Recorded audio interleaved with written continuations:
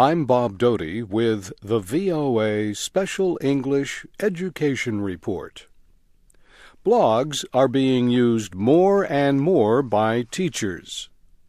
Many Internet services now offer free and easy ways to create personal web pages. Through comments on blogs or weblogs, teachers can share their classroom experiences. They can exchange ideas, or they can just sympathize with each other.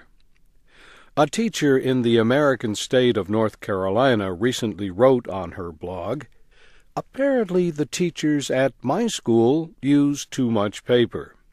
So my principal yelled at everyone at the last staff meeting for like 10 minutes. Now I've just been told we are not getting any more paper for the rest of the year." This unidentified blogger is in her third year of teaching, but still calls her site firstyearteacher.blogspot.com. Chris Lehman is principal of the Science Leadership Academy in Philadelphia, Pennsylvania. His blog is practicaltheory.org. On a recent day, Mr. Lehman wrote about a project he had just learned about. The aim is to put a human face on the scientists who furthered the knowledge of chemistry. Mr. Lehman noted that there is a lot of talk now about teaching as storytelling. He wonders if this is moving into the idea of telling the story of science. What would it do for students to learn about the people involved in these discoveries, he wrote in his blog. Does it make a difference if we see these facts as discovered? If we see science as ever-evolving, does it help us to help our kids see their own role as scientists themselves?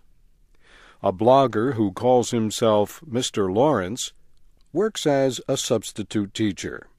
In April, he wrote about a disputed plan to split the Omaha, Nebraska public schools into 3 separate systems, divided along racial and ethnic lines.